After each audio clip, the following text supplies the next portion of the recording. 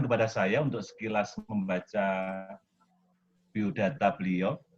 Malam ini narasumbernya adalah Bapak Stanislaus Ferry Sutrisnawijaya. Mohon nanti dikoreksi kalau saya mengucapkannya kurang tepat. Lahir di Bandung 29 Agustus 1961. Beliau lulus S1 dari Fakultas Filsafat Universitas Parahyangan, kemudian menyelesaikan S2 Pastoral Studies di East Asian Pastoral Institute Ateneo de Manila University. Pastor Ferry ini kakak kelas saya di UPI, Universitas Pendidikan Indonesia. Saat beliau menyelesaikan S3-nya, mungkin sekitar 2011 ya, Romo Ferry. 2012. Saya baru masuk di UPI S2 2012. Jadi kira-kira kalau Romo Ferry masuk di UPI-nya 2008, saya baru masuk S3 2016, saya adik kelasnya selisih 8 tahun ya. Selanjutnya yang perlu saya sampaikan mungkin sejak 2002 narasumber kita terlibat dalam program pendidikan informal di alam terbuka untuk anak-anak. Dan sejak 2014 tinggal dan bekerja di EcoCamp yang dikelola Yayasan Sahabat Lingkungan Hidup. Saya dan keluarga sudah beberapa kali datang dan menikmati suasana di EcoCamp. Sejak 2002 sampai sekarang, beliau aktif di pendidikan lingkungan hidup. Di Universitas Parahyangan, sejak tahun 2000, Romo Ferry mengajar mata kuliah ortodoksi dan masalah sosial, teologi pastoral, dan manajemen pastoral. Sejak 2014 mulai mempelajari Thomas Berry, dan sempat berkunjung ke makam Thomas Berry 2015 di kompleks Green Mountain Monastery di Vermont, USA. Berbagai pelatihan di EcoCamp diwarnai spiritualitas ekologi dari Thomas Berry, tentu saja juga dari tokoh-tokoh yang lain. Beliau selenggarakan. Malam ini kita akan membahas dengan topik bumi sebagai organisme, revisited, refleksi bersama. Sesuai dengan rencana, narasumber kita akan mencoba memamarkan perenungan-perenungan yang sudah beliau lalui bersama para tokoh yang beliau geluti, James Lovelock, Frederick Freire, Deepak Chopra, dan tentu saja Thomas Berry. Semoga apa yang beliau sampaikan kurang lebih 1 jam, kemudian nanti kita akan berdiskusi, mungkin tanya jawab ya, kurang lebih ya 30 menit lah. Untuk mempersingkat waktu kepada senior saya, Romo Ferry Sutrisnawijaya, dipersilahkan. Selamat malam Pak Subelo, selamat malam Pak Budi Husodo dan juga Pak Slamet Purwadi yang menjadi penyelenggara dari Fakultas Filsafat. Juga selamat malam pada teman-teman yang sudah bergabung. Ada saat ini sudah 40 lebih orang. Ada Pak Bambang Ardiono, Pak Dharma Lesmono, Pak Sudianto Ali, Ibu Triana, Pak Widaryanto, Ibu Ratna, Ibu Linda, dan teman-teman yang lain yang tidak bisa saya sebut satu persatu. Pertama-tama terima kasih untuk kesempatan sharing pada malam hari ini.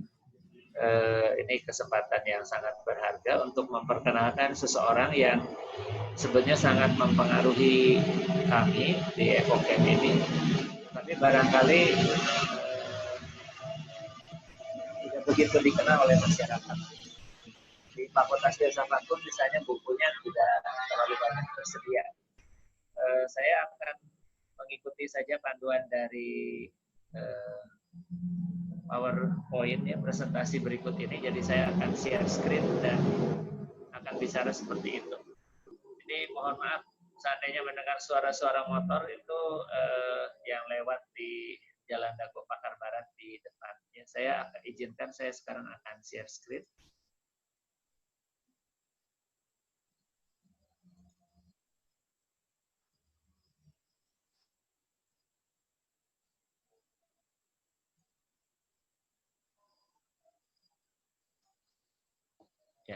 Apakah semuanya sudah jelas semua, Pak Subelo?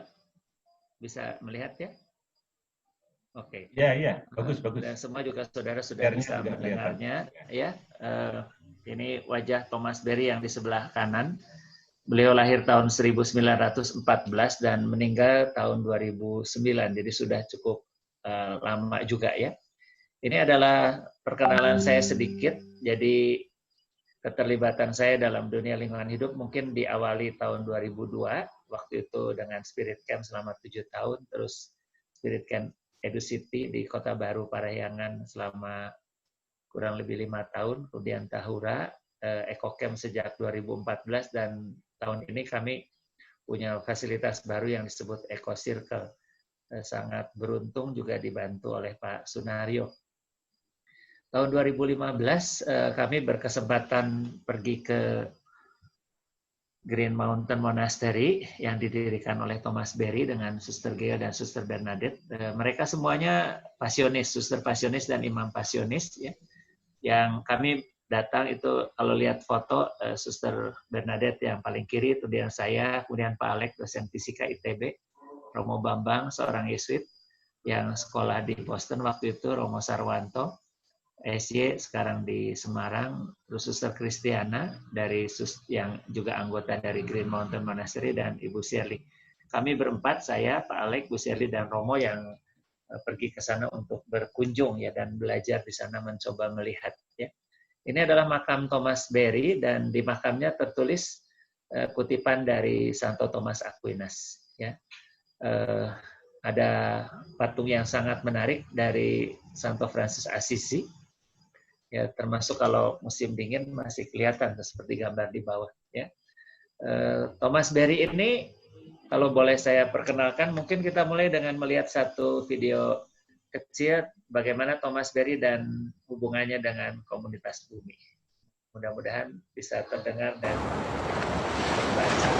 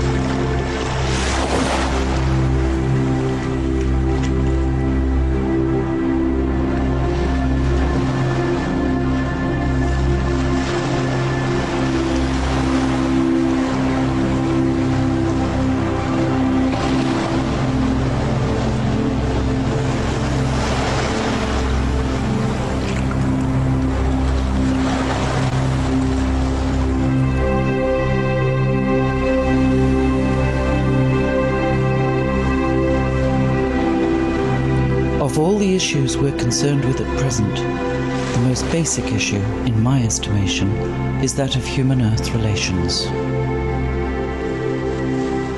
We're at the terminal phase of the Cenozoic era, the last 65 million years. We're not just passing into another historical period or another cultural modification.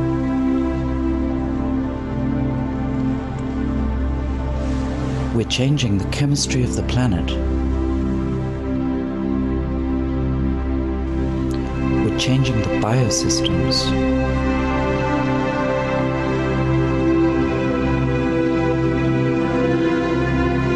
We're changing the geosystems of the planet on a scale of millions of years. But more specifically, we're terminating the last 65 million years of life development.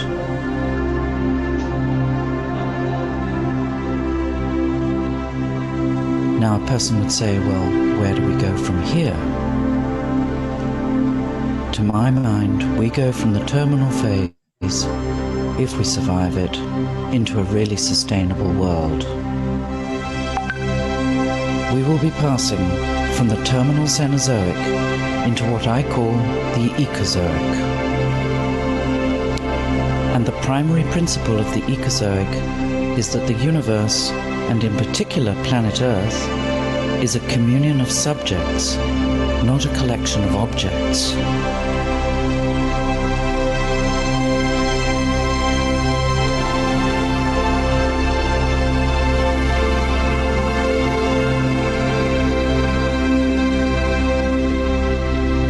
If we don't learn that, nothing's going to work.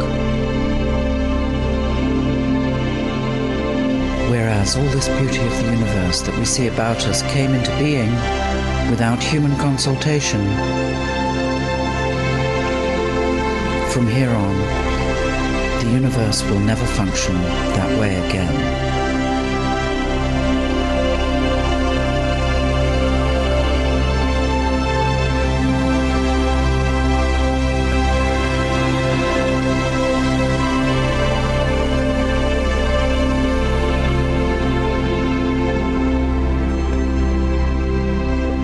The present urgency is to begin thinking within the context of the whole planet, the integral Earth community, with all its human and other than human components. Of one thing we can be sure, our own future is inseparable from the larger community that brought us into being, and which sustains us in every expression of our human quality of life. In our aesthetic and emotional sensitivities, our intellectual perceptions, our sense of the divine, as well as in our physical nourishment and bodily healing. We see quite clearly that what happens to the non-human happens to the human. What happens to the outer world happens to the inner world. Without the soaring birds, without the great forests, the free-flowing streams, the sight of the clouds by day, and the stars by night,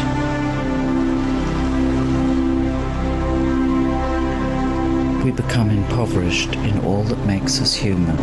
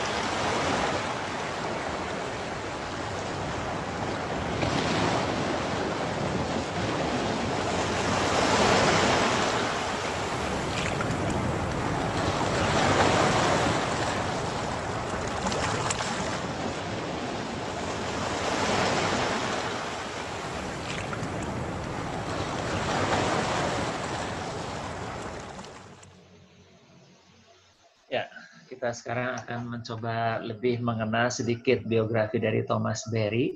Dia lahir di 9 November di Greensboro. Yang unik bahwa nanti dia meninggal juga di Greensboro, tapi kalau lahir di Carolina Utara, kalau meninggalnya atau dimakamkannya, tepatnya sebetulnya di Vermont, di negara bagian yang lain. Awalnya namanya William Nathan, banyak saudaranya, 13 bersaudara, masuk pasionis umur 20 tahun, dan waktu tabisan menggunakan nama Santo Thomas yang sangat dikaguminya. Ya. Dia mengatakan bahwa dia sebetulnya selalu sering menyebut dia seorang ahli sejarah kebudayaan. Ya. Dia lulus doktor dari Catholic University of America dan punya 8 gelar dokter kehormatan, dan pergi ke Cina dan India. Di Cina akhirnya ketika situasi politik menjadi berat, dia terpaksa pergi, tadinya ingin lebih lama, dan akhirnya pergi ke India juga, dan mempelajari budaya dan agama-agama, dan menulis 2 buku tentang Buddhisme dan agama-agama India. Ya. Dia juga mempelajari budaya asli Amerika, suku-suku Indian dan Shamanisme. Dia lebih sering disebut kosmologis, geologian atau earth scholar. Ya. Juga meskipun bukan seorang Yesuit, dia presiden dari The American Tehat Association selama 12 tahun. Dan mengajar sejarah budaya dan sejarah agama-agama di beberapa universitas termasuk di Fordham ya, atas undangan Yesuit. Nah, dia mendirikan Riverdale Center for Religious Research, sudah tidak ada lagi, yang berisi kurang lebih 10.000 buku dan dalam bahasa aslinya. Dia belajar bahasa Mandarin, dia belajar bahasa Sanskerta dan belajar bahasa-bahasa yang lain dan mengundang murid-muridnya untuk membaca teks-teks dalam bahasa aslinya. Meninggal 1 Juni 2009 dan dimakamkan di Greensboro juga, tapi di negara bagian yang lain. Ini buku-buku yang lamanya, Buddhisme dengan Religions of India, termasuk Hinduism, Yoga. Ini buku-bukunya yang penting, Universe Story, Dream of the Earth, The Great Work, Evening Thoughts, The Sacred Universe, dan The Christian Future and the Fate of Earth. Yang terakhir ini diterjemahkan oleh Suster Ami, salah seorang suster dari Green Mountain Monastery, tapi diberi judul Kosmologi Kristen. Ya, kita akan melihat satu film lagi pendek. Mari kita saksikan, mendengar suaranya Thomas Berry sekarang. Ya.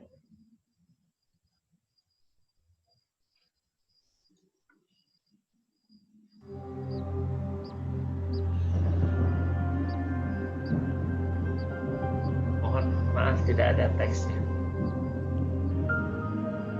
We've gone mad, stark raving mad, destroying the planet. But more specifically, we're terminating the last 65 million years of life development. We don't understand the earth as a sacred reality, the trees as sacred, the rivers, the mountains.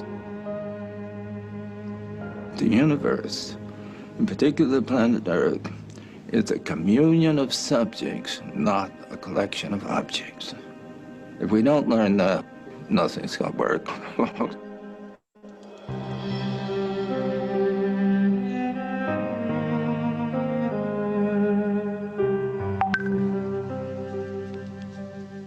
Thomas Berry is a multitude of things, something like looking at a mosaic or looking at a rose window with many petals and many colors coming through it.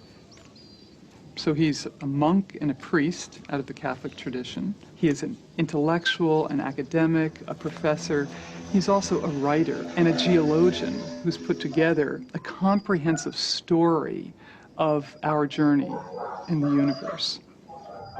One of the great contributions that Thomas made to my life, he named what was the essential discovery, and that was that the universe is fundamentally a story.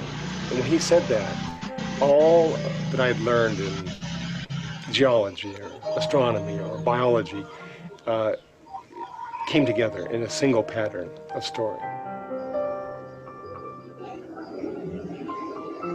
Last night, the moon was shining on this wonderful bay.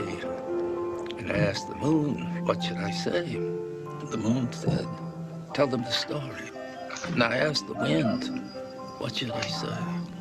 He said, tell them the story. And I asked the clover out on the lawn, what should I say? The clover said, tell them the story. My story, the mountain story, the river story, your story, the Indian story, the great story. Sekarang kita sudah mendengar suaranya ya. Mungkin beberapa catatan kalau hari ini kita belajar dari Thomas Berry. Saya bukan ahli, saya belum sungguh-sungguh membaca seluruh buku Thomas Berry. Ya, saat ini juga bukan mau meringkas atau intisari dari seluruh buku, tapi mau memilih beberapa kutipan atau teks dari beberapa buku yang sebetulnya juga tadinya dipilih lagi oleh guru kami dalam bidang spiritualitas ekologi, yaitu Suster Ellie Farid, BKK yang saat ini tinggal di Tilburg dan Belanda. Jadi kita mau mencoba memahami Thomas Berry secara selektif, lebih melihat tema bumi sebagai organisme. Ini beberapa teks yang sudah diterjemahkan waktu itu oleh Romo Sarwanto, Pak Iskandar, dan Suster Ami. Dikatakan bahwa saya sambil membaca saja sedikit ya, karena kata-katanya pun menarik. Kita kembali ke tempat asal kita setelah lama pergi. Bertemu sekali lagi dengan para kerabat kita di komunitas bumi. Di EcoCamp, dari tradisi yang lain, dari Pelampilis, dari Thich Nhat Hanh, kami sering menyanyikan lagu I Have Arrived. Setelah tiba aku di rumah, di sini dan sekarang. Ya, bahwa ini adalah rumah kita. Nah, pertanyaannya adalah apakah manusia itu masih punya rasa santun? Atau selama ini kalau disebut bumi seolah-olah tidak ramah, barangkali karena manusia yang sudah tidak lebih, yang kehilangan disebut kehilangan rasa santun. Ya. Penting sekali, ingat ya ini tahun 88 ya, dikatakan bahwa bumi ini, kita telah melukai bumi ini selama sekian lama. Meskipun ini tidak ditulis, kemarin adalah peringatan 5 tahun dari Laudato Si, dari Paus Fransiskus, dan di Laudato Si 1 dan 2, bumi disebut Ibu Bumi. Tapi Ibu Bumi yang sudah kita rusak, sudah kita lukai luar biasa. Bayangkan bahwa Thomas Berry sekian puluh tahun lebih awal sebetulnya sudah memahami, menyadari, dan mulai menulis tentang ini. Ya. Nah, dia mengatakan bahwa sebetulnya zaman sekarang ini sudah mulai ada kepekaan baru. Ya, bahwa bumi ini adalah sebuah organisme yang hidup. Saya di EcoCamp itu sudah mulai tanda petik siap-siap alih generasi karena mulai ada beberapa anak muda saat ini, banyak mahasiswa yang magang dan mulai aktif di sini. Dan kelihatannya di masa depan EcoCamp akan lebih banyak dipimpin oleh orang-orang muda ini. Yang sudah lebih awal sudah punya kepekaan. Bisa dikatakan saya mungkin sesudah umur 50, umur saya sekarang, usia saya sudah 59, sudah lumayan tua juga. Tapi mungkin baru sekitar 2009, artinya baru 10 tahun lebih agak sadar gitu ya. Bisa dikatakan selama hampir 50 tahun tidak sadar. Tapi anak-anak muda ini umurnya baru belasan tahun, begitu sudah punya kesadaran dan kepekaan, sudah punya keterpesonaan terhadap bumi. Sehingga mereka 1-2 minggu yang lalu dalam satu rapat yang salah satu mahasiswa ini sampai menangis ya. Dan membayangkan bahwa bumi ini sudah rusak ya, dan nanti apa yang terjadi dengan selanjutnya lagi. Thomas Berry sering mengatakan yang sangat penting adalah story ya. Jadi kalau dulu dia mempelajari sejarah agama di Cina, di India secara budaya, suku-suku Indian, Amerika, Shamanism begitu. Sesudah dia berjumpa dengan Brian Swain, akhirnya keluar buku yang The Universe Story. Dia meletakkan seluruh sejarah manusia ini dalam sejarah bumi dalam sejarah alam semesta. Dan dia sering bicara mengenai story ya. Ada 2 kisah lama tentang bagaimana dunia diciptakan. Dia mengatakan barangkali sudah tidak begitu tepat lagi ya. Ada kisah yang lama, ada kisah yang baru, dan kita sedang menuju kisah yang baru. Periodenya dia sering menyebut zaman ekologi, ekozoik, yang dulu disebut Cenozoik sebelumnya, sekarang ekozoik. Ya, dia menggunakan istilah ekologis dalam pengertian bahwa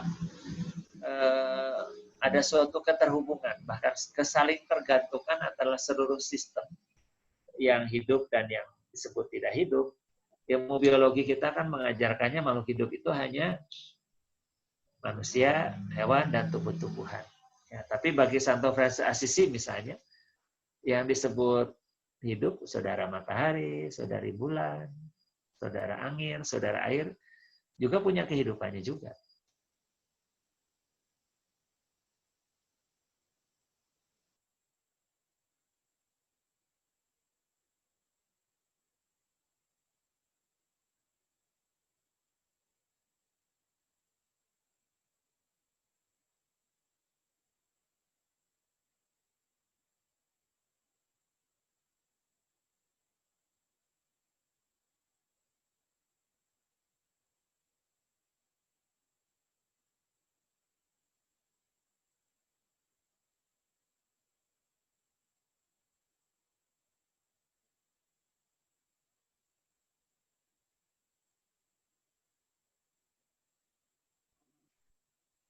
Sementara menunggu dari mungkin gangguan jaringan ya dari narasumber,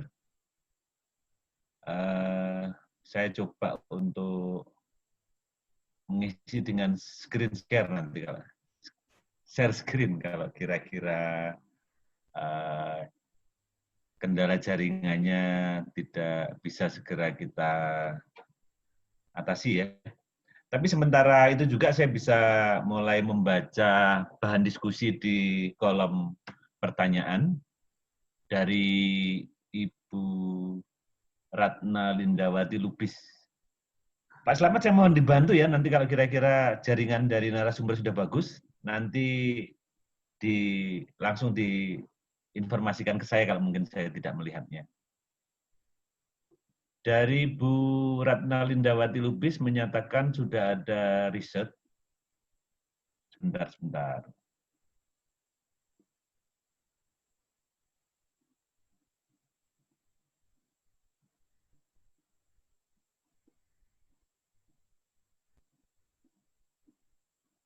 Pak Slamet bisa mendengar suara saya? Silakan Pak, lancar Pak. Gambar juga ada. Oh, baik. Kita sambil menunggu ini ya, menunggu jaringannya narasumber agar terhubung kembali ya. Baik, saya lanjutkan. Nanti diingatkan saja kalau sudah bagus jaringannya. Sudah masuk lagi ini? Saya masuk lewat HP. Oh, silakan.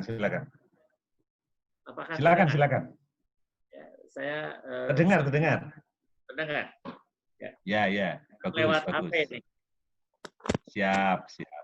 Sharingnya nanti Pak Budi Husodo yang harus mengubah karena saya pindah dari ini pakai HP ini.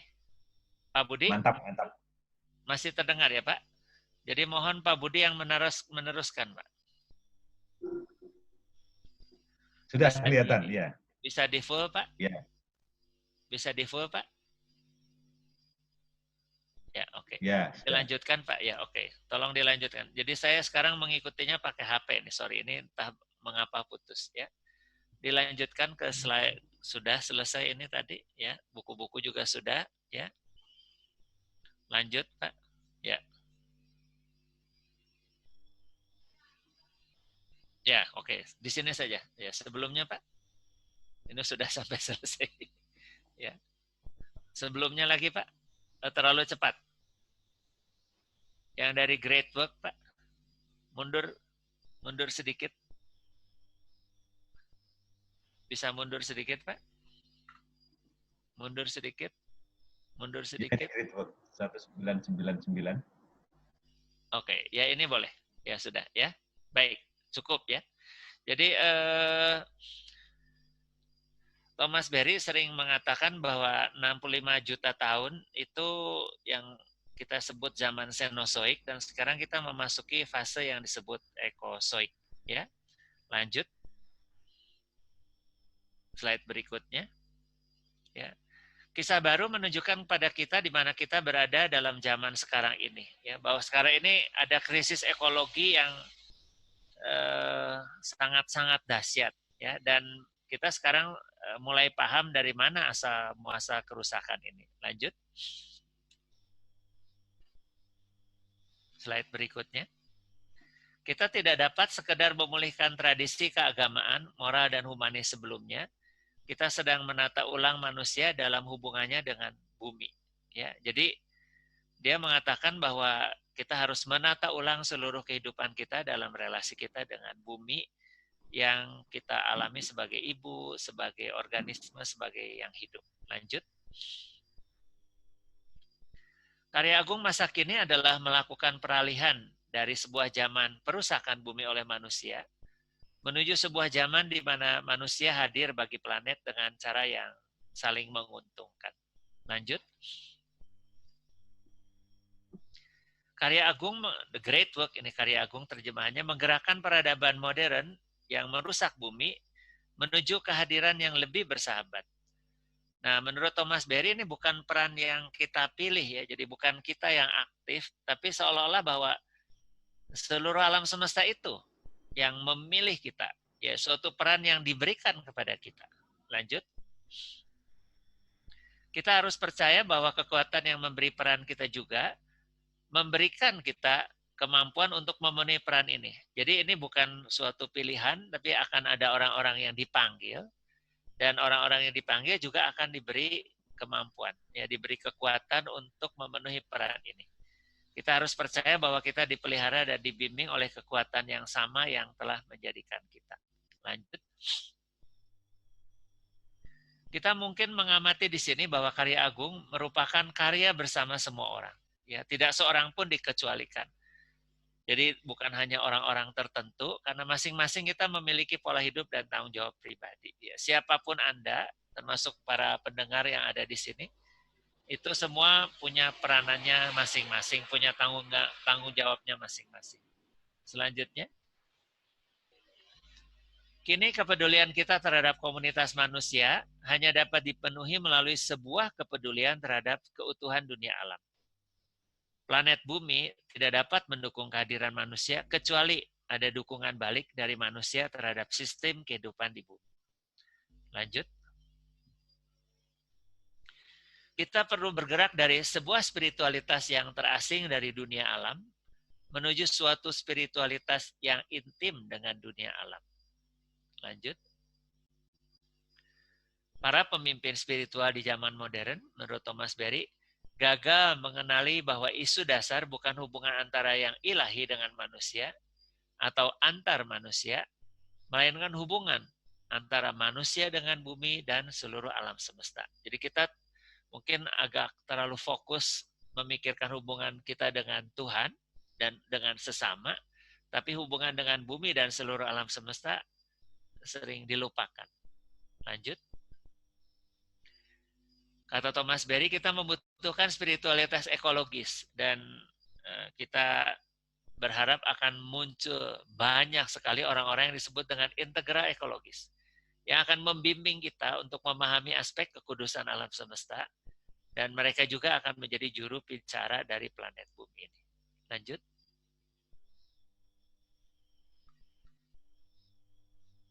Baik, sekarang kita akan melihat satu film yang mungkin agak panjang dari Pachamama Alliance. Kita saksikan film ini. Pak Budi, mohon bantuannya Pak Budi.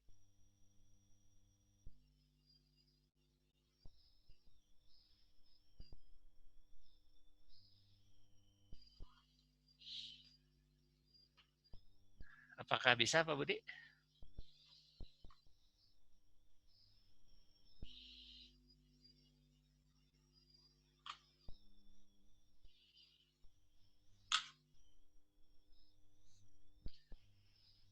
Bagaimana Pak Budi, bisa diputarkan filmnya?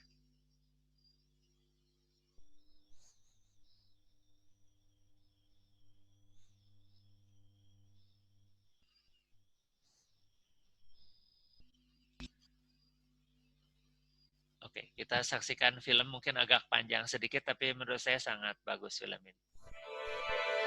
One way to describe our collective worldview and the unexamined assumptions that comprise it would be to call it our story. Anthropologists tell us that a culture's story about how the universe came to be created and how the human community came to be a part of the universe is really the background for everything else the culture believes. Their values, ethics, laws, institutions, everything. A new cultural story, supported by scientific discoveries, is emerging at this time in history. It's a story that says we are not separate, that everything, all of humanity, all of creation, all of the universe, is profoundly connected at both the macro and micro level. Children today are being raised within this new operating system. And with it, they are beginning to shape the consciousness on our planet. One way of telling this story comes from cultural historian Thomas Berry and mathematical cosmologist Brian Swimme, who wrote a book called The Universe Story. Here is an excerpt from a film by Neil Rogan about this new way of seeing the world.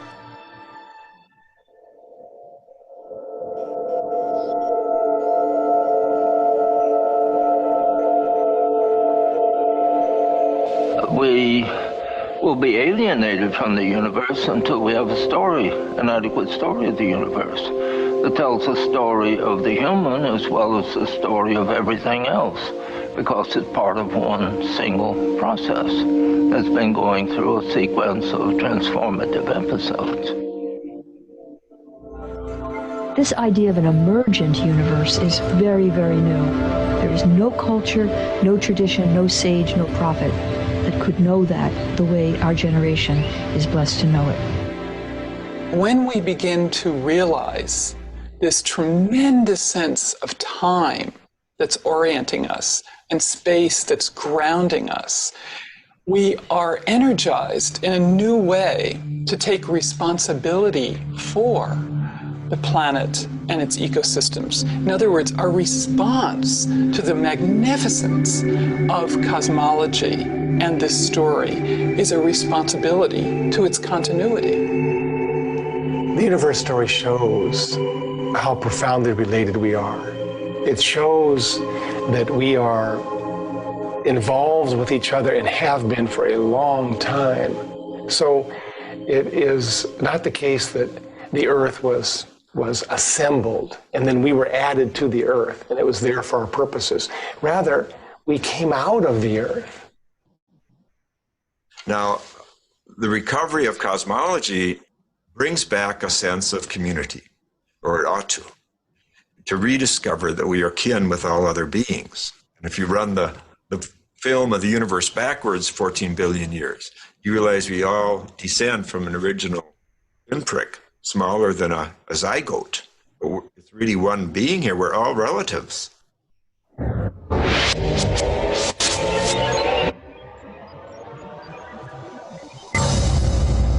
Imagine nothing. Not space, not darkness, not even a vast emptiness, but nothing. Now, imagine everything.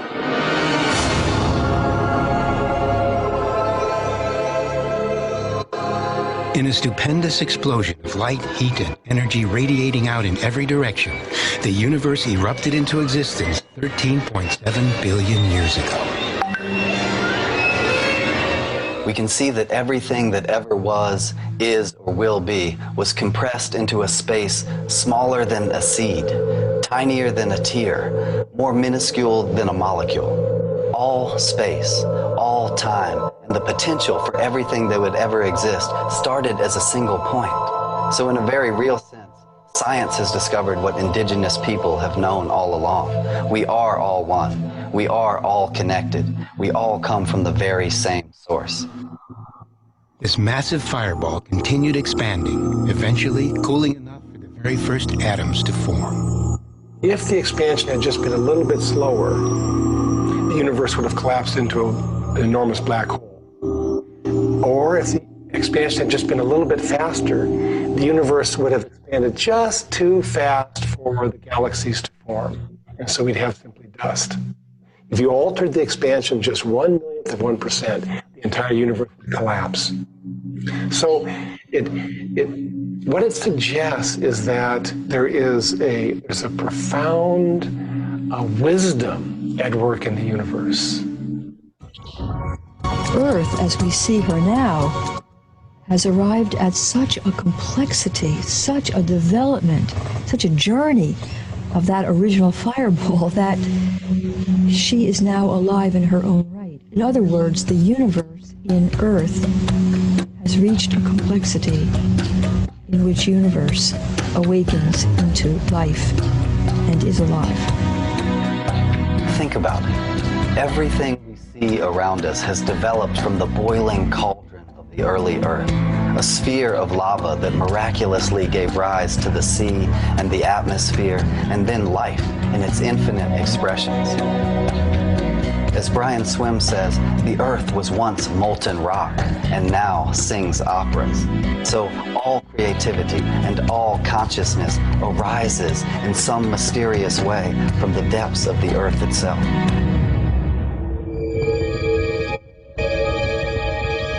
Why out of stardust has this come to be? Why birdsong? Why green? Why the lushness of palm and the stability of Cyprus and the grandeur of the mountains and why the oceans with their billions of teeming life forms. We are part of a journey so much more than we ever could even imagine. As we move into this understanding, we have a new identity of ourselves as cosmological beings. We're not just Americans, we're not just French, we're not just Democrats, we're not any small category. We are the universe in the form of a human, and it's true of everyone. It's an amazing new understanding of ourselves that is so profoundly inclusive. And everyone is part of this. Everything is part of this. And we discover as well a profound kinship, that no matter what being we're talking about on the planet, we are related. We're related in terms of energy. We're related in terms of genetics. We're all in one way or another like a form of kin. And that it's overwhelming. So it's just now coming into human awareness. It's going to take a lot of reflection to embody this fully, but it is a massive change in human consciousness.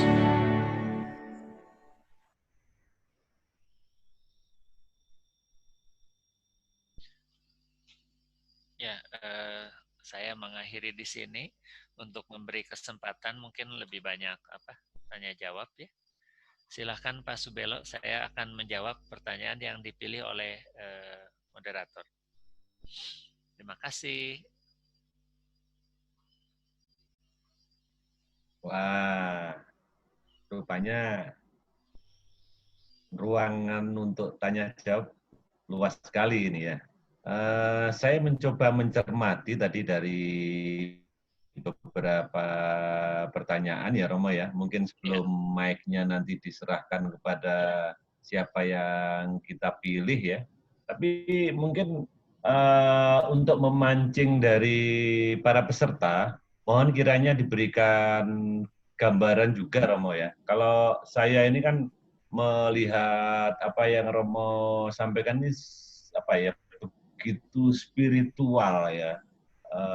Terus terang kalau saya ke EcoCamp ketemu Romo Ferry, kualitas saya rasanya bertambah gitu. Jadi kalau tadi lihat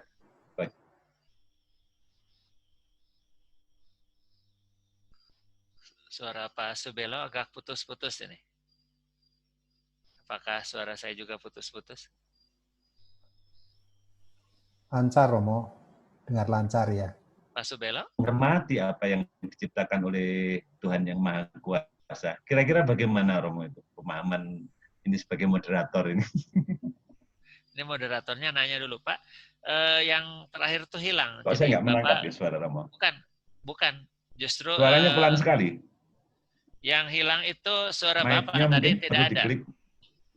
Yang tidak ada tuh suara Bapak. Saya sudah Pak, tidak dimatikan Pak. Yang lain bisa mendengar suara Romo Ferry nggak? Bisa Pak Subelo. Bisa semuanya jelas. Ya. Pak Subelo tadi mati suaranya nggak kedengeran, putus. Ya. Justru Pak Subelo yang hilang suaranya. Teman-teman di teknisi bisa mendengar suara narasumber? Bisa Pak Subelo. Bisa. Bisa, katanya bisa. Tuh Ibu Yunita menjawab. Pak Subelo bisa mengulangi ya? Ini. Ada apa ini? Pak Subelo yang bisa mengulangi. Baik. Baik Romo, ada kesalahan di sini. Siap, lanjutkan Romo. Ya. Tolong diulangi pertanyaan Pak Subelo. Ya bukan pertanyaan, ini mempersiapkan teman-teman agar terbawa kepada suasana. Narasumber kan malam ini sebenarnya mengajak kita semua refleksi ya. Kalau saya itu kan memahami Romo Ferry itu kan setiap ketemu itu spiritualitas saya itu meningkat begitu ya, ke EcoCamp, baik berdiskusi di Jalan Nias begitu. Kalau yang saya rasakan mestinya malam ini kita dan teman-teman juga terbawa ke dalam suasana itu gitu loh. Jadi malam ini kita selesai berdiskusi ini, kalau bayangan saya ya kita mendapatkan kesejukan gitu, peningkatan spiritualitas gitu. Yang tadi sempat saya kutip kata-kata ulama itu tafakkaru fi khalqillah wala tafakkaru fi zatillah. Pikirkan yang diciptakan oleh Tuhan. jangan memikirkan Tuhan, tapi pikirkan ini Tuhan menciptakan apa saja. Artinya ini kan kita diajak bermesraan ya dengan alam, Romo. Ya, Pak. Saya tersenyum sajalah untuk Pak Subelo. Biar nanti para peserta yang lain silahkan. Oh, baik, baik. Kalau Romo dialog dengan peserta, mungkin saya coba pilih tadi yang paling atas itu dari Bapak Agustinus Gunawan ya. Kitab suci yang melahirkan agama-agama samawi mengatakan bahwa manusia dibuat menurut citra Tuhan dan manusia diperintahkan untuk menguasai alam. Ini menurut saya, kata Pak, ditulis oleh Pak Agustinus, yang menjadi salah satu sumber perusakan alam karena manusia menjadi berjarak terhadap alam dan tidak merasa menjadi bagian dari alam. Ini berbeda dengan agama-agama natural yang terus meyakini bahwa manusia itu adalah bagian dari alam. Silakan Romo kalau mau ditanggapi dari Pak Agustinus. Kemarin ada acara peringatan ulang tahun Pak Emil Salim yang ke-90. Jadi ada webinar yang dilakukan oleh Yayasan Kehati, Keanekaragaman Hayati. Dan saya ingat suatu percakapan dengan Pak Emil Salim, saya ke rumahnya, dan beliau bertanya, bukankah agama-agama samawi ini yang menyebabkan kerusakan bumi?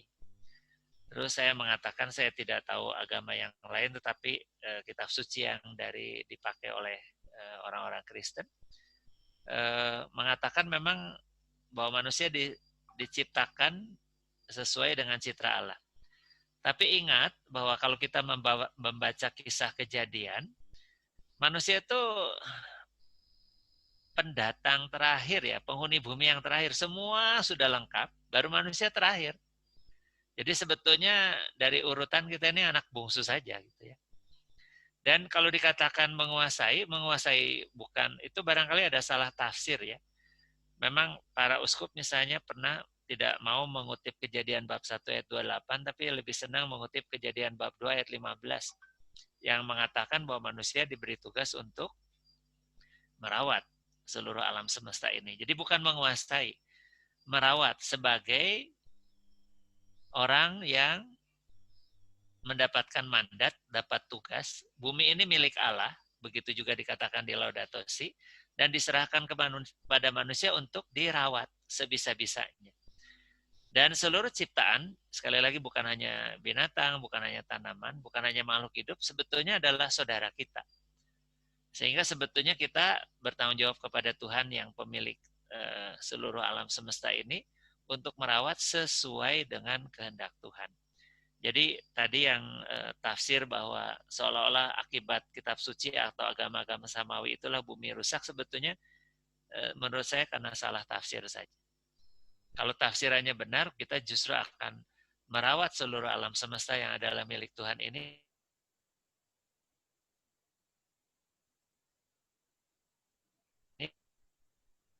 Baik, kita lanjutkan kepada yang masih senada ya. Ini dikaitkan dengan musibah COVID ya.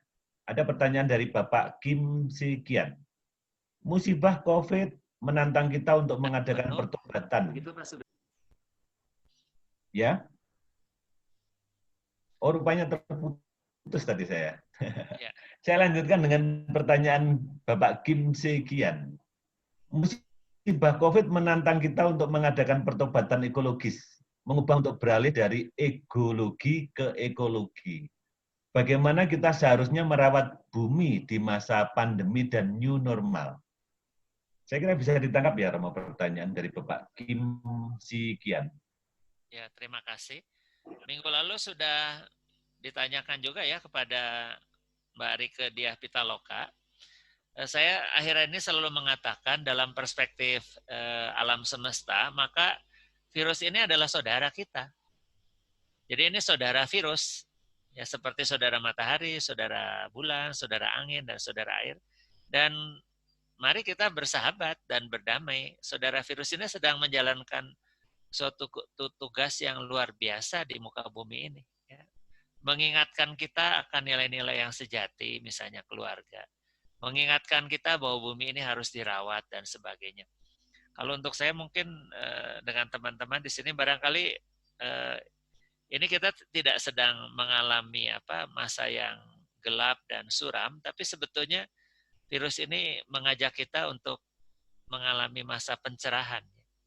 Kalau kita cukup sadar, kalau kita cukup mengolah apa yang kita alami sekarang ini. Jadi justru kita harus berterima kasih kepada saudara virus.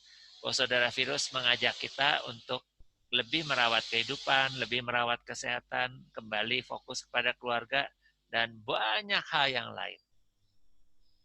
Jadi malah kita berterima kasih. Mungkin masa virus ini bekerja agak kurang lama sedikit sehingga manusia kembali lagi kepada cara hidupnya yang lama, padahal seharusnya berubah. Yang disebut pertobatan. Saya kembalikan ke Pak Subelo.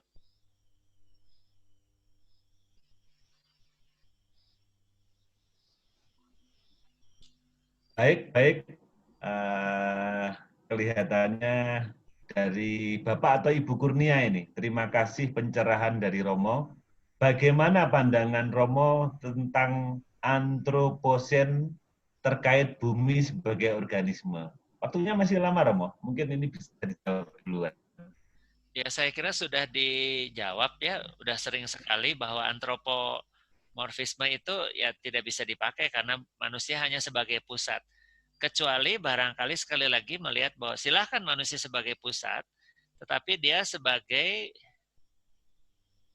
anak buahnya Tuhan, anak buahnya Allah yang harus melakukan segala hal sebagai anak Tuhan, sebagai wakil Allah, sebagai khalifah, yang justru melakukan semuanya dengan penuh cinta kasih sebagaimana citra Allah. Kita itu manusia. Jadi antropomorfisme yang tidak keliru ditafsirkan sebagai pusat dan kekuasaan yang sewenang-wenang, tapi yang lebih mungkin lebih bersifat teologis dan melihat sebagai manusia sebagai ciptaan Tuhan, maka manusia akan bertanggung jawab secara luar biasa. Jadi bisa saja antropomorfisme ini dipakai justru menjadi perspektif bahwa kita justru harus sangat bertanggung jawab atas seluruh alam semesta. Baik. Kemudian ini ada yang saya juga agak berat memahaminya ini. Dari Ibu Yunita Dwi Adi Saputri. Hal menarik, paparan Romo tentang tulisan Thomas Berry dalam The Great Work. Bisa dijelaskan bagaimana maksudnya bumi memilih mereka yang berperan? Bagaimana itu, Romo? Sebetulnya sangat sederhana ya. Jadi panggilan untuk merawat bumi ini bukan pilihan kita. Kalau pilihan kita maka manusia yang sekali lagi menjadi pusat, manusia yang berkuasa. Tetapi Tuhan bagi yang percaya atau alam semesta ini kekuatannya jauh lebih besar daripada kita. Alam semesta atau Tuhan itulah yang memilih kita, memanggil kita untuk berperan. Bahkan kalau Thomas Berry mengatakan without our consultation, sampai nggak tanya-tanya lagi ya. Nah di EcoCamp misalnya kami ini menemukan beberapa anak yang saya sebut aja ya crystal children, anak-anak yang dengan sendirinya bukan karena diajari, bukan karena sekolah, bukan karena orang tuanya, sudah punya kesadaran, dan kesadaran itu ditanam oleh bagi yang percaya oleh Tuhan atau seluruh alam semesta, karena sebetulnya kita ini alam semesta ya, di dalam tubuh kita ada seluruh unsur karbon, oksigen, hidrogen dan sebagainya, kita ini sama semua, hanya berbeda-beda bentuk saja. Jadi kita mau mengatakan, Thomas Berry mengatakan ada, kalau Brian Swy mengatakan semacam wisdom ya, bagi yang percaya itu disebut Tuhan yang kekuatannya lebih besar. Tuhan itulah yang memanggil kita semua. Bahkan sebelum kita bisa berpikir, sebelum kita menjawab, ya. Itu panggilan alam semesta.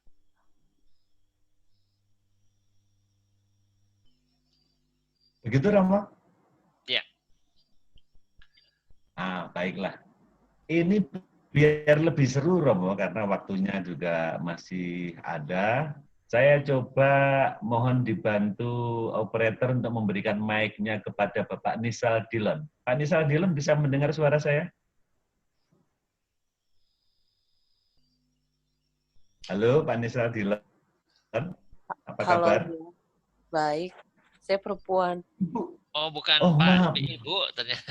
Siap. Ibu Nisa. Mohon maaf, Ya. Ibu. Selamat malam. Malam, Silakan ya. langsung dengan Romo Fer. Oh, iya. Terima kasih, Romo. Nah, aku jujur sih baru tahu pemikirannya ini sekarang. Tapi tadi kan aku lihat bukunya itu dari tahun 88 dan yang agak mengherankan kenapa kita nggak bisa memberitakan pemikiran-pemikiran ini secara massal gitu di masyarakat, kan masih kita terjebak pemikiran-pemikiran ya tadi salah tafsir tadi bahwa manusia itu penguasa alam gitu. Itu sih yang kayaknya ganjel gitu, Pak. Makasih.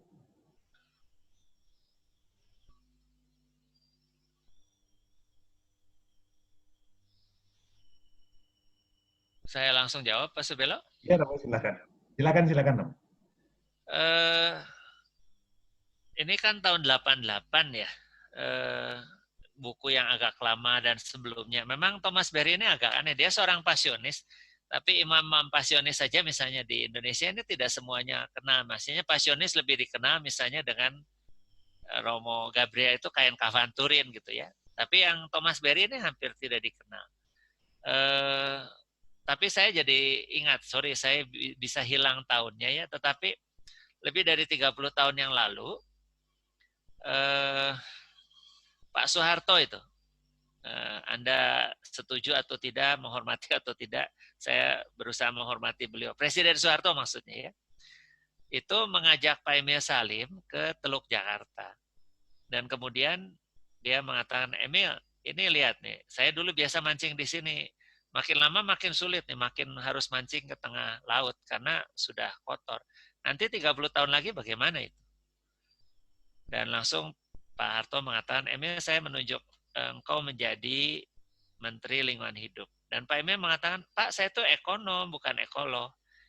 Dan Pak Harto ini lebih dari 30 tahun yang lalu mengatakan, bukanlah ekonomi dan ekologi itu sama, si Eko bukan Romo Eko ya, Eko. Si Eko itu artinya rumah kita. Jadi meskipun Pak Harto mungkin belum pernah membaca Thomas Berry, dia juga punya kesadaran bahwa ini harus dipelihara rumah ini, rumah Indonesia dan rumah dunia ini. Saya kira bukan hanya Thomas Berry ya, jadi ada Thich Nhat Hanh, ada banyak lagi orang-orang yang lain. Rachel Carson bukunya tahun 52 itu yang The Silent Spring, sudah sadar ya, itulah gerakan ekologi dimulai tahun 52 sebetulnya. Jadi sebetulnya kalau kita mencoba membaca dan sebagainya, bukan hanya Thomas Berry, ada banyak orang-orang yang lain ya. Jadi kalau ada yang mengulang dan sebagainya, ini sebetulnya bukan sesuatu yang mulai. Dan di agama-agama asli ini sudah ribuan tahun disadari. Ya, bahkan sebelum Thomas Berry, sebelum Pak Harto, dan sebelum siapa-siapa.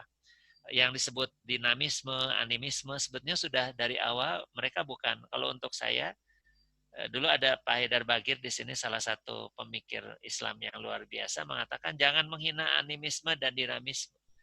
Karena mereka itu sudah menyadari kehadiran yang ilahi jauh sebelum agama-agama samawi. Jadi mereka itu justru menghormati kehadiran yang ilahi. Karena itulah mereka penuh hormat merawat bumi. Gitu ya. Begitu. Kembali ke Pak Subelo. Siap, Romo, baik. Ada pertanyaan yang dari awal tadi sudah lumayan panjang nih pertanyaannya. Kalau bisa, operator bisa memberikan mic-nya kepada Ibu Ratna Lindawati Lubis. Silakan, Bu Ratna. Bisa berdialog langsung dengan narasumber. Selamat malam, Bu Ratna. Bu Ratna enggak ada, Pak. Malam. Bu Ratna sudah enggak ada, Pak. Sudah live. Bu Ratna ini dosen Telkom. Saya kenal juga. Oh, Tidak ada Sudah keluar beliau. Ya. Oh, iya. Sayang sekali. Kalau Bu Yunita Dwi Adisa Putri masih ada di percakapan kita, mungkin bisa diberikan mic-nya.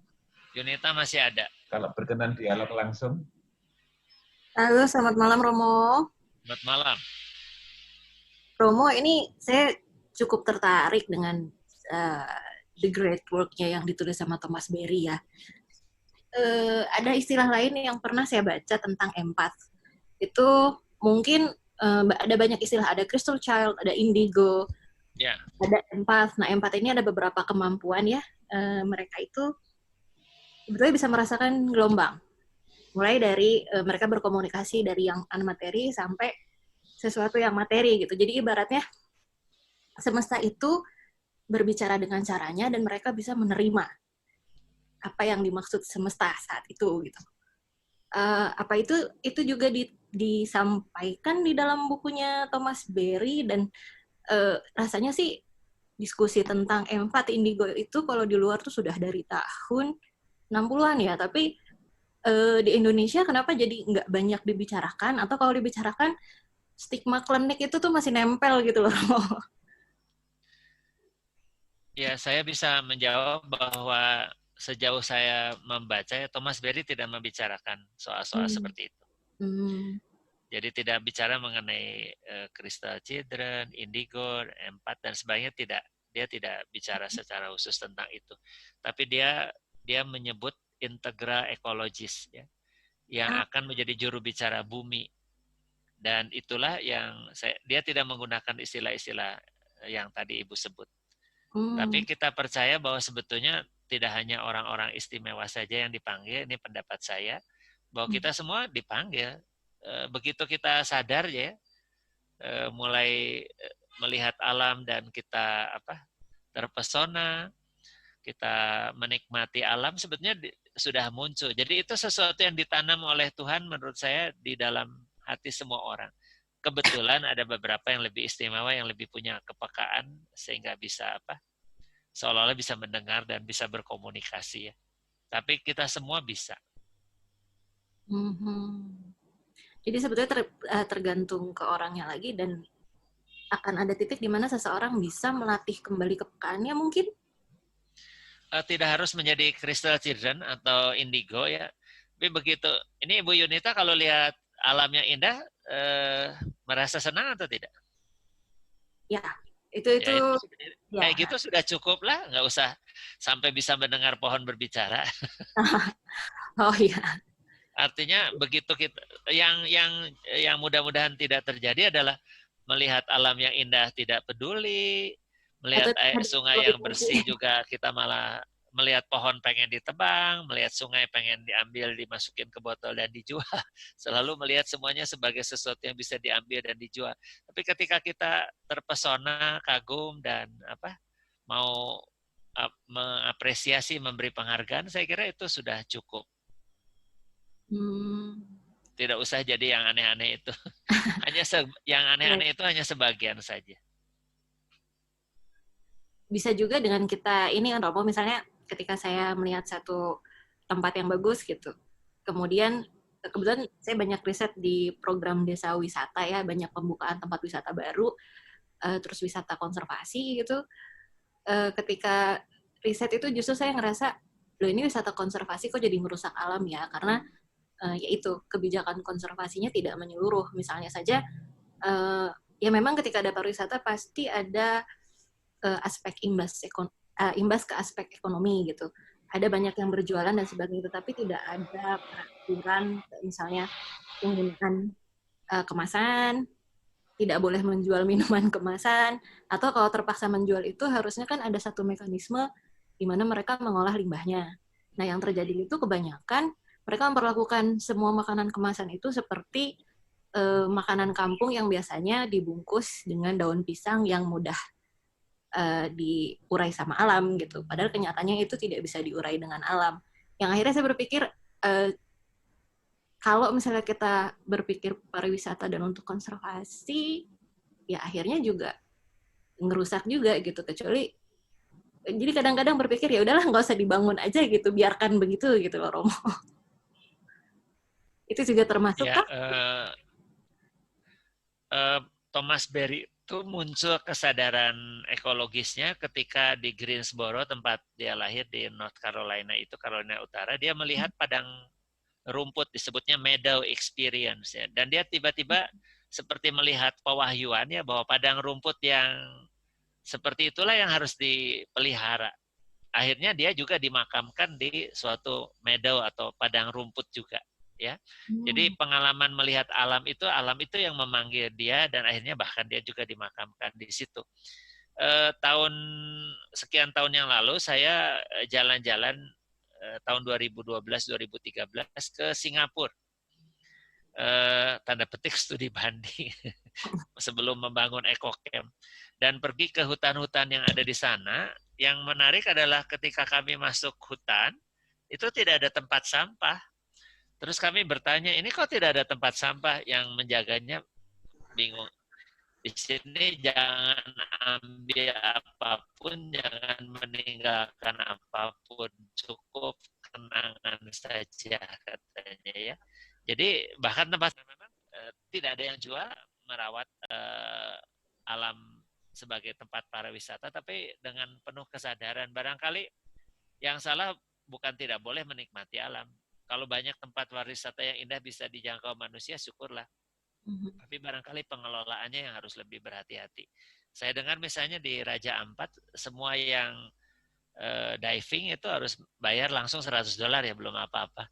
Dan itu biaya itu dipakai untuk menjaga supaya tidak ada batu karang yang rusak, tidak ada penangkapan ikan. Bahkan rumah makan di Raja Ampat tidak bisa ambil ikan dari situ, dia ambil ikan dari tempat lain.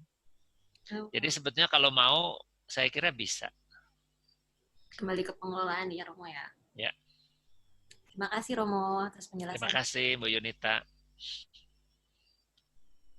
Masih seru ini Romo. Coba habis ini nanti kita ke Bapak Kim Sikian dulu, baru kepada Bapak Fransiskus Widaryanto. Pak Kim Sikian bisa mendengar saya?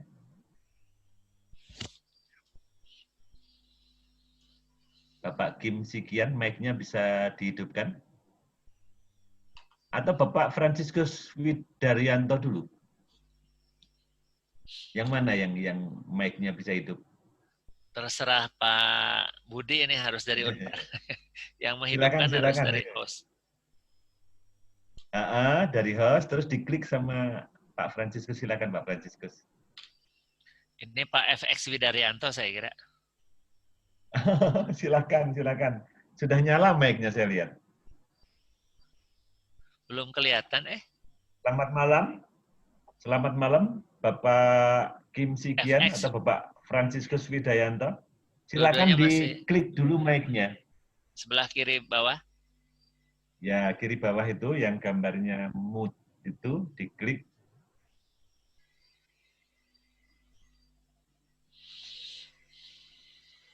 Itu nggak bisa dari pusat, soalnya harus dari Pak Fransiskus Widaryantonya atau dari Bapak Kim Sikiannya sendiri itu diklik. Sudah. Ya, silakan Bapak, selamat malam.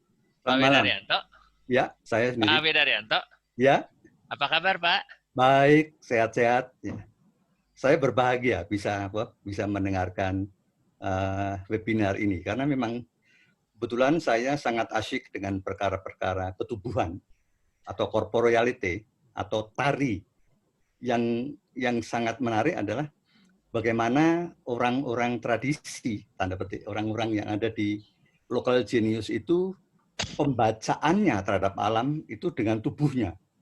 Bagaimana dia membaca alam yang tidak memberikan air, mereka menarikan tari air, banyak menciptakan berbagai ritual untuk rasa syukur terhadap panen, syukur terhadap ikan-ikan yang mereka dapat dan sebagainya, karena mereka sadar betul, kesadaran dan kepekaan ini menjadi kata kunci, karena mereka sadar akan habitus lutus yang menghidupi mereka. Nah, dalam konteks kehidupan yang sudah mulai dengan cybersphere, dengan dunia cyber dan sebagainya, itu nampaknya kesadaran-kesadaran seperti ini tidak tumbuh karena memang tradisi yang diacu tidak lagi seperti mereka.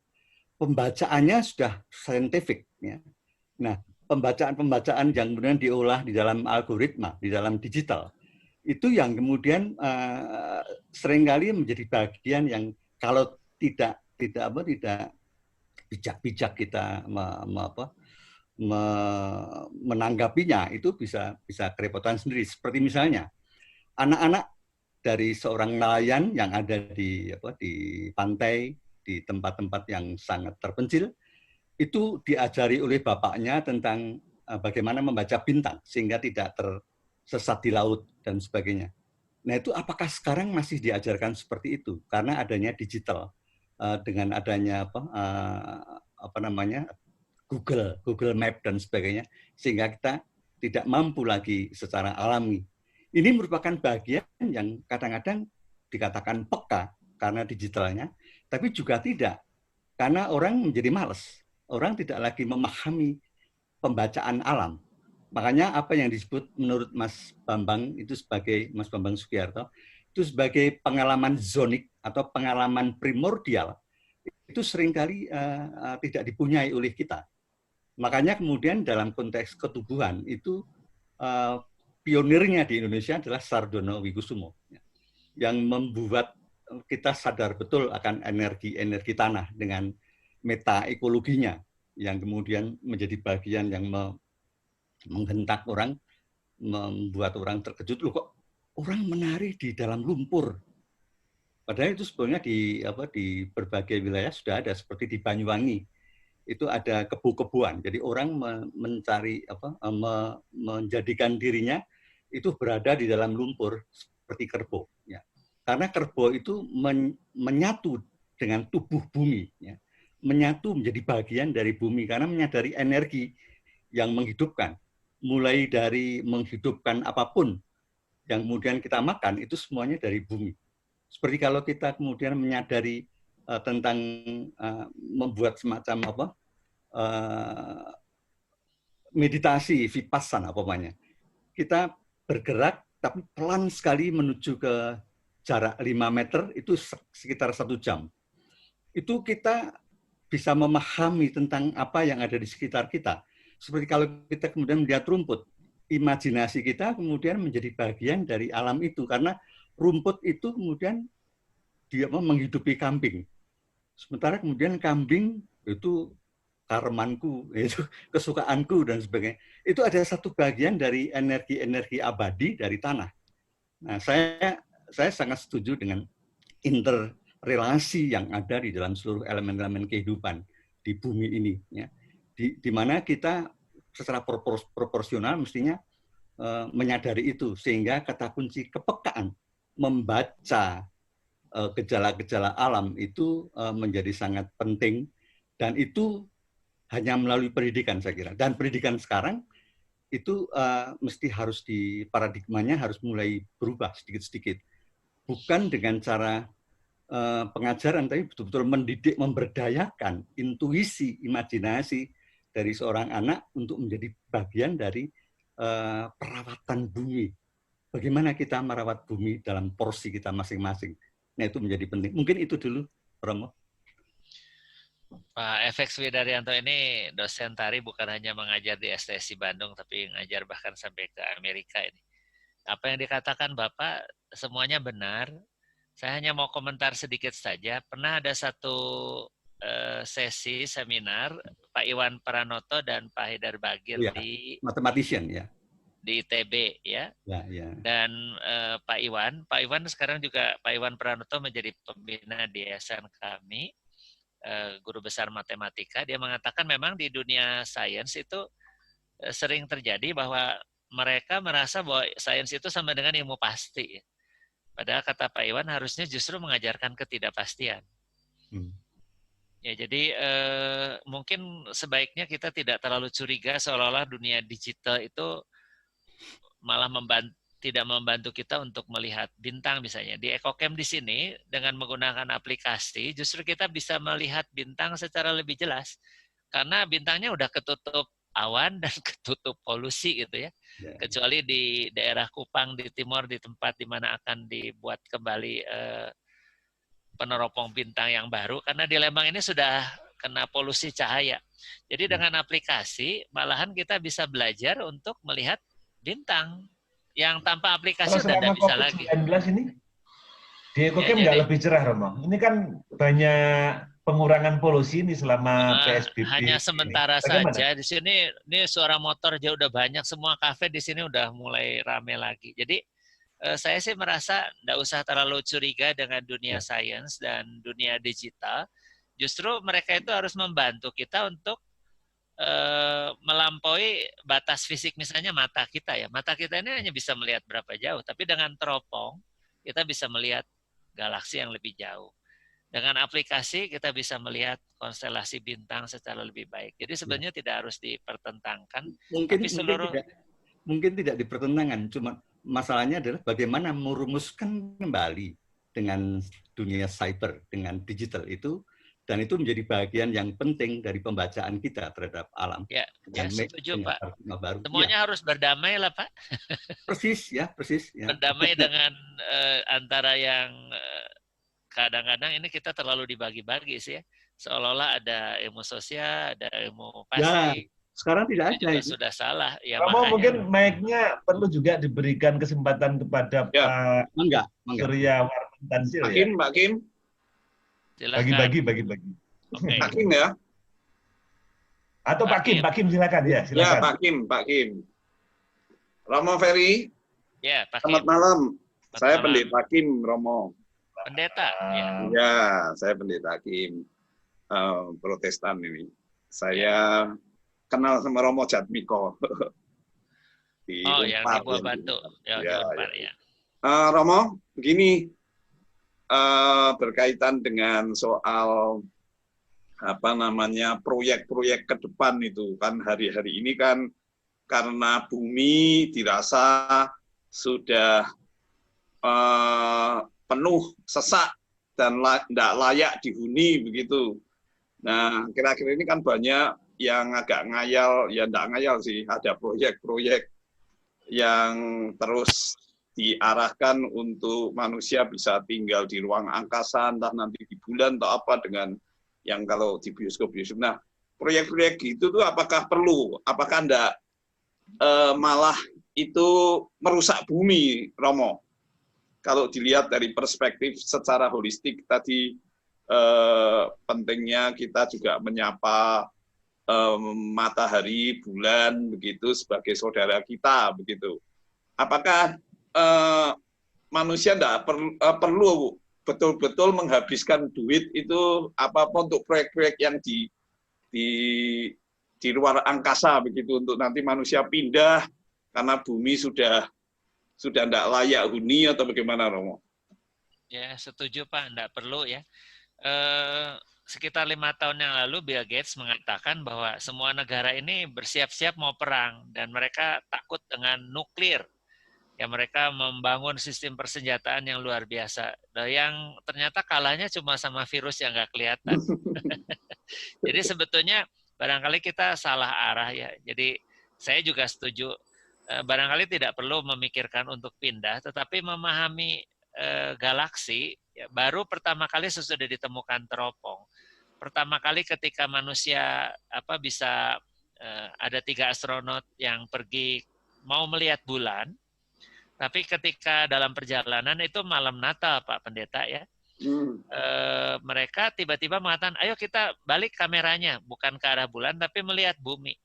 Itulah pertama kali manusia melihat bumi dari luar, ya para astronot itu.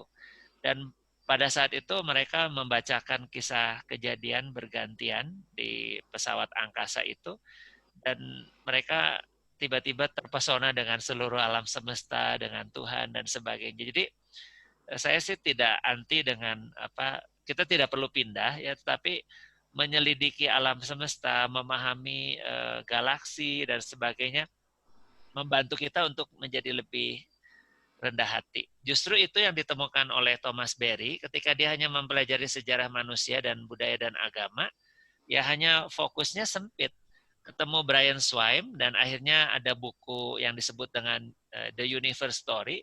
Ketika seluruh sejarah manusia diletakkan dalam sejarah bumi dan seluruh alam semesta dengan ilmu pengetahuan, justru kita menjadi semakin rendah hati bahwa bumi ini nothing ya, hanya bagian dari salah satu planet dari matahari. Mataharinya hanya satu bintang dari galaksi Bima Sakti.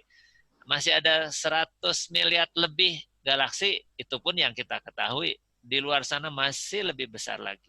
Sehingga penelitian astronomi dan sebagainya menurut saya penting justru untuk membuat manusia semakin rendah hati. Ya, ya Romo, terima kasih Romo. Boleh tanya tadi salah satu bukunya Thomas Berry tadi yang diterjemahkan ke Indonesia itu yang mana Romo? Ini bukunya, jadi judulnya Kosmologi Kristen, ya diterbitkan oleh ND, tapi aslinya adalah ini, yang buku ini. Oh, Kosmologi Kristen ya? Ya, penerbit Nus ND, Ledalero. Ya. Oh, Ledalero ya. Oh ya ya ya. Ya Romo, terima kasih Romo. Di Ekokem ada. Pak Kim di mana tinggal? Saya di Surabaya. Oh, agak tapi jauh saya sedang ngambil doktor teologi di STMT Widya Sasana, Romo Armada. Di Malang ya. Oke. Ya, yang di Malang. Bisa dicari, pasti bukunya ada di perpustakaan ini. Itu Kosmologi ya. Ya, terima kasih Romo. Terima kasih. Baik, sebelum kepada penanya berikutnya, mohon izin untuk memberi kesempatan ke penyelenggara. Tadi kelihatannya ada pengumuman-pengumuman ya? Pak Selamat atau siapa yang mau memberikan pengumuman? Ini berakhir jam berapa, Pak? Tadi sih waktunya sampai jam 8.30. Kalau 2 minggu lalu itu sampai 8.40. Ini dari penyelenggara jadi memberikan pengumuman kah? Kalau belum nanti mic-nya coba masih ada waktu kita berikan ke Pak Erik dulu, baru Pak Admiranto. Silakan Pak Erik, selamat malam. Selamat malam Romo. Ya, silakan. Ya Romo, saya sebenarnya mengikuti pembicaraan Romo ini ada suatu ganjalan dalam hati mengenai masalah lingkungan. Sebenarnya begini Romo, kalau kita bicara masalah lingkungan hidup, itu kan berkaitan dengan masalah kita dan lingkungan. Contoh saja dalam hal untuk kebersihan ya Romo. Saya sebenarnya berada di Bekasi ya Romo. Kalau dulu Bekasi itu terkenal dengan kota duta sampah gitu ya. Kalau begitu buka pintu rumah, ya halaman sampah. Ke jalan-jalan juga penuh sampah. Orang naik kendaraan motor ataupun mobil, buang sampahnya juga di jalan, bukan di tempat sampah. Kejadian itu masih sampai sekarang. Dan walaupun tempat sampah sudah dibikin 3 jenis, untuk sampah daun, sampah plastik, dan sampah yang berbahaya, pun tetap sampahnya masuknya salah atau di luar dari tong sampah. Begitu. Dan saya punya kebiasaan juga untuk membersihkan lingkungan, contohnya untuk membersihkan halaman rumah. Tapi yang aneh bagi saya, kenapa manusia begitu sulitnya untuk peka, untuk melihat saja. Ada orang nyapu sampah, malah dia datang ngotorin halaman. Begitu. Itu contoh aja itu. Padahal itu sering dilakukan dan sering dilihat gitu loh. Sering ditunjukkan tanpa harus dikatakan, disikapin aja seharusnya orang sadar. Yang menjadi pertanyaan saya, kenapa orang begitu sulit ya untuk sadar dengan lingkungannya sendiri gitu loh Romo. Kalau kita bicara hal yang besar tentang alam semesta ini, ya tentunya itu biaya yang sangat besar. Sebenarnya kalau untuk merawat lingkungan ini dengan tanpa biaya pun, dengan kesadaran pun itu bisa sebenarnya. Ini yang ganjal saya itu Romo. Mohon pencerahannya Romo. Terima kasih Om Ferry. Sebentar. Mohon izin. Karena waktunya tinggal sedikit, ini ada pengumuman dari penyelenggara, semua penanya dapat, ada 10 buku bagi para penanya. Buku Thomas Berry, ini kelihatannya dari Romo Ferry. Ya, itu. Boleh dibagi-bagi. Kalau boleh Romo, sebelum ditutup diberi kesempatan sekalian bertanya untuk Bapak Agustinus Gunawan Admiranto. Jadi nanti biar sekalian dijawab oleh Romo. Silakan. Selamat malam Pak Agustinus. Selamat malam. Selamat malam. Ya. Oh ya, silakan. Kebetulan sekali ini masalah kosmologi itu sangat dekat dengan saya karena kebetulan saya itu orang lulusan astronomi dan masih bekerja di dalam bidang astronomi. Tadi Romo juga menyinggung masalah pengamatan langit dan sebagainya. Saya malah jadi tertarik untuk mungkin membantu sedikit demi sedikit dari sudut astronomi. Lalu kemudian masalah tentang perjalanan ke ruang angkasa. Itu saya kira penting sekali, di samping memberi semacam rasa rendah hati pada manusia, tapi sebenarnya alam semesta itu sebenarnya sudah mulai ada pemikiran untuk memanfaatkannya. Seperti misalnya ada beberapa perjalanan rintisan yang dilakukan oleh beberapa lembaga antariksa, misalnya menuju ke sebuah asteroid, di mana di sana ngambil mensuplik salah satu bagian dari asteroid itu kemudian dilakukan. Karena banyak sekali asteroid di luar yang terdiri tersusun dari besi, nikel, bahkan mungkin ada yang emas, dan itu sangat penting juga bagi manusia. Tapi itu mungkin masih terlalu jauh untuk tapi minimal bahwa alam semesta itu bukan hanya untuk kita kagumi, tapi juga bisa kita manfaatkan. Lalu kemudian juga seperti yang sudah saya tulis, masa depan itu adalah milik anak-anak kita. Lalu bagaimana cara kita menyadarkan pada anak-anak sehingga mereka itu bisa memiliki kesadaran tentang alam semesta dan mereka mau melindungi alam semesta di masa saat mereka dewasa, sehingga semacam ada internalisasi nilai sehingga mereka begitu sudah langsung bahwa itu sesuatu yang harus dipelihara, bahwa kita kalau ada sesuatu yang mengganggu kita harus berusaha memperbaikinya. Kira-kira seperti itu. Makasih Pak Subelo, bagaimana? Apakah dijawab dulu sedikit atau tidak? Ya, silakan Romo. Ya, jadi untuk Pak Erik dan Pak Agus, sama yang Pak Agus dulu ya, jadi mempelajari alam semesta termasuk asteroid dan sebagainya, untuk saya sih setuju saja. Ya, jadi karena memang semakin kita belajar, semakin kita memahami lebih banyak. Jadi tidak ada yang salah dengan ilmu pengetahuan. Nah, mengenai buang sampah dan anak-anak, yang pertama, jangan terlalu banyak ngajari anak-anak kita, mereka itu udah sadar.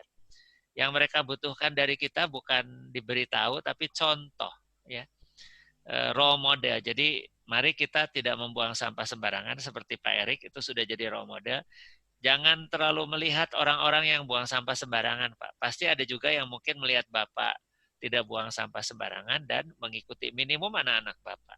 Jadi kepada Pak Agus juga bagaimana mengajari anak kita sederhana. Jadi role model saja, teladan. Sebetulnya anak-anak sudah ditanamkan juga kesadaran. Menurut saya sih, saya melihat masa depan sama sekali tidak pesimis, tapi masih merasa sangat optimis karena saya justru menemukan lebih banyak anak-anak dan orang muda yang lebih sadar daripada kita yang generasi tua. Jadi mari kita optimis. Terima kasih Romo. Mungkin sebelum kita akhiri, berita gembira tentang 10 buku tadi juga sudah disampaikan. Ada closing statement Romo Ferry kepada seluruhnya? Saya ingin mengatakan bahwa pertama adalah terima kasih untuk seluruh penyelenggara dan juga seluruh peserta dan seluruh pertanyaan. Mari kita melakukan 3 hal. Yang pertama belajar, yang kedua belajar, yang ketiga belajar lagi. Sehingga dengan belajar terus kita sadar bahwa ada banyak hal yang kita belum tahu. Ya. Alam semesta ini jauh lebih besar daripada kemampuan kita. Dan mudah-mudahan sesudah tahu bahwa ada hal yang jauh lebih besar, kita mau melakukan sesuatu. Mulai dari hal yang kecil dan sederhana, dan mudah-mudahan dengan itu, seperti dikatakan di Laudato Si, yang penting di 202 bahwa manusia harus berubah. Di 212 Laudato Si dikatakan bahwa jangan merasa bahwa apa yang kita lakukan akan percuma. Karena kalau kita melakukan sesuatu dengan sungguh-sungguh, kita akan yakin bahwa hidup ini berharga dan masih ada harapan dan kita akan mengalami kebahagiaan. Jadi mulai saja dan jangan pernah merasa bahwa yang kita lakukan ini percuma. Terima kasih, selamat malam.